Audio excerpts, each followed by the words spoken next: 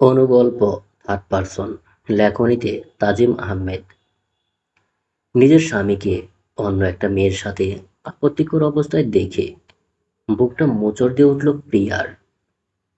রেস্টুরেন্টের কাপল কেবিনের আলোতেও মানুষটাকে চিনতে প্রিয়ার এক মুহূর্ত ভুল হলো না। ওটা ইফাত, তার 4 বছরের প্রেম আর 2 বছরের সাজানো সংসারের স্বামী। নিজের চোখকে বিশ্বাস করতে না পেরে প্রিয়া আরও 2 কদম এগিয়ে গেল। পায়ের তলার মেঝেটা যেন হঠাৎ দুলে উঠল। বুকের ভেতরটা একবার শক্ত হয়ে আবার ফাঁকা হয়ে গেল। কিন্তু কেবিনের ভেতর থেকে ভেসে আসা কথাগুলো শুনতেই তার পায়ের নিচ থেকে যেন তপ্ত বালির মতো মাটি সরে যেতে লাগলো।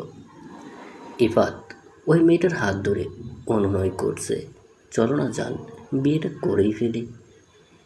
মেয়েটি ইতস্তত করে বলল, কিন্তু তোমার বাড়িতে তো বউ আছে, তার কি হবে?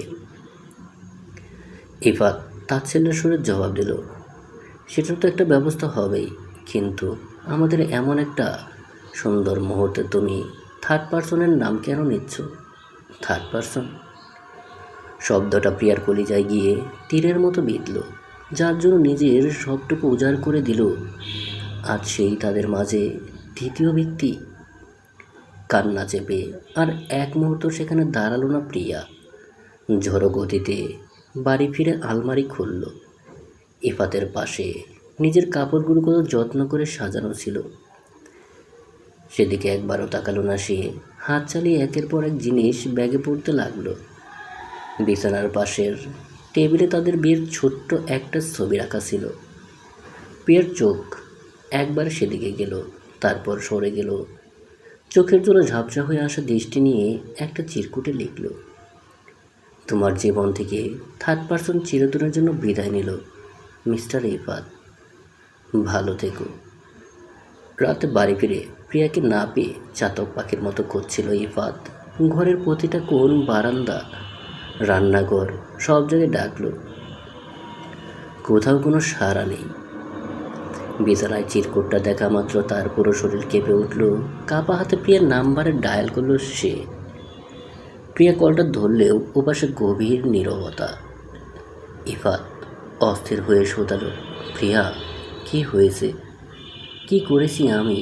আমার ভুলটা অন্তত বলো। প্রিয়া শক্ত গলায় শুধু বলল, তোমার জীবনের থার্ড পারসন হয়ে গেছি না। এই থার্ড পারসন আর কোনো দিন তোমার জীবনে ব্যাক করবে না।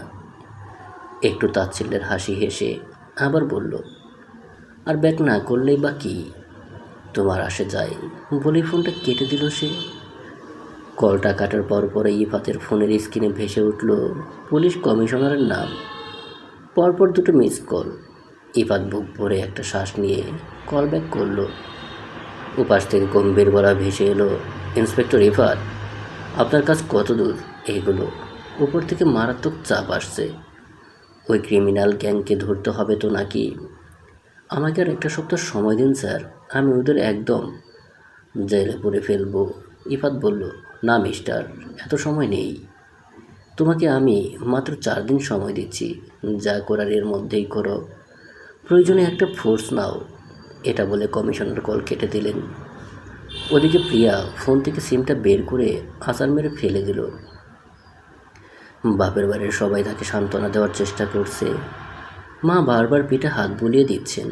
ছোট বোন পাশে চুপ করে বসে আছে, কিন্তু কারো উপস্থিতি প্রিয়ার বুকের ভেতর শূন্যতা একটু ভরাট করতে পারছে না। সে 2 হাতে মুখ ঢেকে কান্নায় ভেঙে পড়ল। দেখতে দেখতে 2টো দিন কেটে গেল। ইফাতের কোনো খোঁজ নেই। প্রিয়া ভেবেছিল ইফাত অন্তত একবার ছুটে এসে ক্ষমা চাইবে, দরজায় দাঁড়িয়ে থাকবে, চোখ লাল করে বলবে ভুল হয়ে গেছে। কিন্তু না, সে কি তবে ইফাতের কাছে এতটাই মূল্যহীন ছিল? রাতে বালিশে মুখ গুজে প্রিয়া ভাবত, 6 বছরের সম্পর্ক কি এতটাই হালকা? এত সহজে মানুষ পাল্টে যায়। 4 দিন পর ড্রেসিং রুমে সবাই একসাথে বসে টিভি দেখছিল। প্রিয়ার ছোট ভাই চ্যানেল পাল্টাতে পাল্টাতে একটা নিউজ চ্যানেলে গিয়ে থামলো।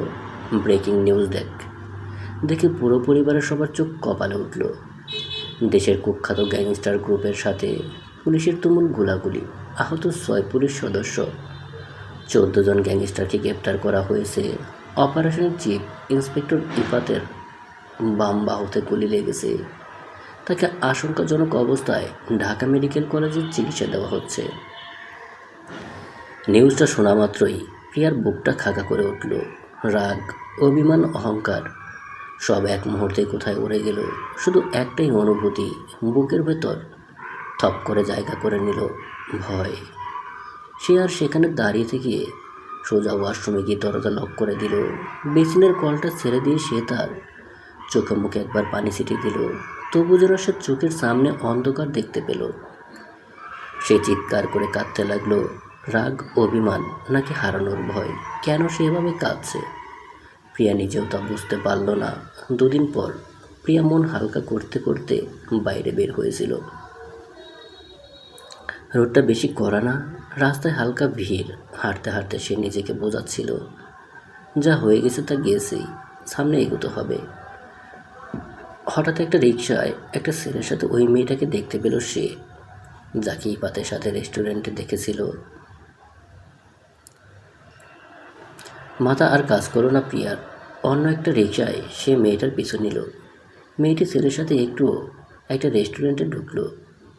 প্রিয়ার ভেতর তীব্র কৌতূহল আর জেদ চেপে বসলো।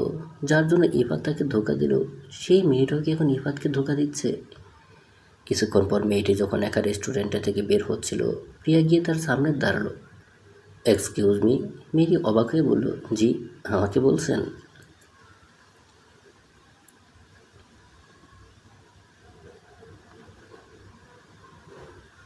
প্রিয়া বলল, হ্যাঁ, আপনার সাথে কিছু কথা ছিল। আচ্ছা, ইফাত আপনার কি হয়? মেয়েটি ব্রুকুসকে বলল, ইফাত? ইফাতকে? প্রিয়া যেন আকাশ থেকে পড়ল। আপনি ইফাতকে চেনেন না? মেয়েটা বলল, আমি তো বললাম এই নামে কাউকে চিনি না। প্রিয়া কাঁপতে কাঁপতে ফোন থেকে ইফাতের একটা ছবি বের করে দেখালো। মেয়েটি কিছুক্ষণ উকি দিয়ে বলল, ওফ, মনে পড়ছে, ওনার সাথে কয়েকদিন আগে একটা কাজ করেছিলাম। কাজ মানে? প্রিয়ার গলা শুকিয়ে এলো। কাজ মানে অভিনয়। আমি একজন জুনিয়র আর্টিস্ট। ওই ভদ্রলোক আমাকে হায়ার করেছিলেন ওনার সাথে 1 ঘন্টা কাপল কেবিনে বসে একটা নাটকের মতো অভিনয় করার জন্য। স্ক্রিপ্টও লিখে দিয়েছিলেন, বললেন হুবহু এই সংলাপগুলি বলতে হবে। কথাটা শোনা মাত্র প্রিয়ার মাথায় যেন বজ্রপাত হলো। স্ক্রিপ্ট, সংলাপ, সব আগে থেকে লেখা? মেয়েটি আবার জিজ্ঞেস করলো, আচ্ছা, উনি আপনার কি হন? কিন্তু প্রিয়ার কোনো উত্তর দেওয়ার অবস্থায় ছিল না। সে একরকম দৌড়ে গিয়ে একটা ট্যাক্সি ধরল এবং সোজা ঢাকা মেডিকেলে পৌঁছলো। কিন্তু সেখানে গিয়ে জানতে পারলো ইফাত আজ সকালে ডিসচার্জ নিয়ে বাড়ি চলে গেছে। এক মুহূর্ত দেরি না করে প্রিয়া ছুটে গেল তাদের পুরনো চেনা ফ্ল্যাটটায়। লিফটে উঠতে গিয়ে দেখলো লিফট বন্ধ। 3 তলা সিঁড়ি বেয়ে দৌড়ে উঠল সে। কাঁপতে কাঁপতে কলিং বেল চাপতেই দরজা খুলে গেল।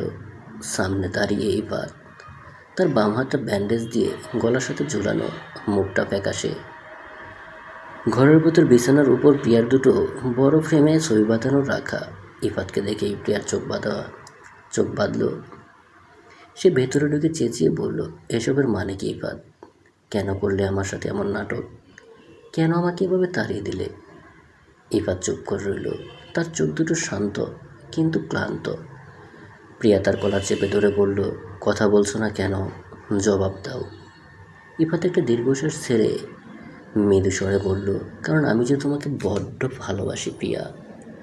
এটা তোমার কেমন ভালোবাসা? আমাকে জ্যান্ত পুড়িয়ে মারার ভালোবাসা? প্রিয়া রেগে বলল। এবার ইফাত বলতে শুরু করলো, তা না হলে আমি আর কি করতাম বলো? ইফাতের গলা বুঝে এলো। যখন আমি জানতে পারলাম এই গ্যাংস্টারের কেসটায় আমার লাইফ রিস্ক 100 ভাগ, তখন আমি চাইনি কোনোভাবে তার আজ তোমার ওপর পড়ুক। ওরা আমার ওপর হামলা করতোই, আর তোমাকে আমার পাশে পেলে ওরা তোমাকেও শেষ করে দিত। আমি যদি তোমাকে ভালোবেসে সরে যেতে বলতাম, তুমি কি জীবনেও আমায় ছেড়ে যেতে না। তাই বাধ্য হয়েই অভিনয়টা করতে হয়েছিল। ইফাতের কথাগুলো শুনে প্রিয়ার সমস্ত রাগ এক মুহূর্তে জ্বলে গেল। সে ইফাতের বুকে আলতো করে কিলঘুষি মারতে মারতে তাকে শক্ত করে জড়িয়ে ধরে কান্নায় ভেঙে পড়ল। খানিকটা পর কান্না থামিয়ে প্রিয়া মুখ তুলে বলল, ভাগ্যিস আজ ওই মেয়েটার সাথে আমার দেখা হয়েছিল। যদি না হতো, তুমি আমাকে কিভাবে বুঝতে? ইফাত এবার একটু চওড়া হাসি হেসে বলল, তুমি হয়তো ভুলে গেছো প্রিয়া, তোমার স্বামী একজন পুলিশ ইন্সপেক্টর। সব কিছু ভিডিও প্রমাণ আমার কাছে সেভ করা আছে। আর সবচেয়ে বড় কথা, তুমি ছাড়া আমার ফ্যামিলির সবাই আমার এই প্ল্যানটা আগে থেকেই জানতো। প্রিয়া একেবারে আকাশ থেকে বলল, কি তোমরা সবাই মিলে আমাকে এভাবে বোকা বানালে? মাও জানতো, ছোটো বোনও? প্রিয়া থ হয়ে গেল, তারপর ধীরে ধীরে চোখ মুছল। এবার প্রিয়ার গাল দুটো শুয়ে বলল, তোমাকে সুরক্ষিত রাখার এটাই একমাত্র উপায় ছিল সোনা। প্রিয়া পরম আবেশে ইফাতের মুখের দিকে তাকালো। এতক্ষণ খেয়াল করলো এই কয়দিনের ছেলেটার মুখটা একদম শুকিয়ে গেছে। সে আদরে গলায় বলল, এ কি, তোমার মুখটা এমন শুকিয়ে গেছে কেন? ইফাত ঠোঁট উল্টে বলল, কি করব বলো, কতদিন ধরে তোমার হাতের রান্না খাই না। প্রিয়ার এবার ঘোর কাটলো। সে তাড়াহুড়া করে বলল, তুমি একটু বসো, আমি এক্ষুনি রান্না বসিয়ে দিচ্ছি। আচ্ছা ফ্রিজে মাংসটা আছে তো নাকি? বলেই সে ফ্রিজের দিকে এগোতে চাইল, কিন্তু ইফাত এক ঝটকায় তার ডান হাতটা ধরে ফেলল। তারপর প্রিয়ার কোমর জড়িয়ে ধরে তাকে নিজের বুকের একদম কাছে টেনে নিল। প্রিয়া লাজুক হেসে বলল, কি করছো ইফাত, ছাড়ো, এখন রান্না করতে হবে তো, তোমার খিদে পেয়েছে? ইফাত প্রিয়ার চোখের দিকে তাকিয়ে ফিসফিস করে বলল, থাক, এখন রান্না করতে হবে না, আমার এখন খিদে নয়, তীব্র পিপাসা পেয়েছে। প্রিয়া সরল মনে বলল, ও আগে বলবে তো, ছাড়ো, তোমাকে এক গ্লাস পানি এনে দিই। এটা পানির পিপাসা নয় প্রিয়া। ইফাতের কণ্ঠস্বর গভীর ও ভারী হয়ে এলো, এটা অন্য কিছুর পিপাসা। কথাটা বলেই ইফাত প্রিয়ার কপালে নিজের কপাল ঠেকাল। প্রিয়ার তপ্ত নিঃশ্বাস ইফাতের ঠোঁটে আছড়ে পড়তে লাগলো। ইফাত আরও একটু এগিয়ে আসতেই প্রিয়া আলতো করে চোখ দুটো বন্ধ করে নিল। এই কয়েকদিনের সমস্ত বিরহ যেন এক মুহূর্তে এক অদ্ভুত ভালোবাসার উষ্ণতায় বিলীন হয়ে যেতে লাগলো। সমাপ্ত। প্রিয় দর্শক, গল্পটা কেমন লাগলো তা অবশ্যই কমেন্ট করে জানাবেন। গল্পটা ভালো লাগলে চ্যানেলটা সাবস্ক্রাইব করে সাথেই থাকবেন। ধন্যবাদ সকলকে, ভালো থাকবেন, সুস্থ থাকবেন।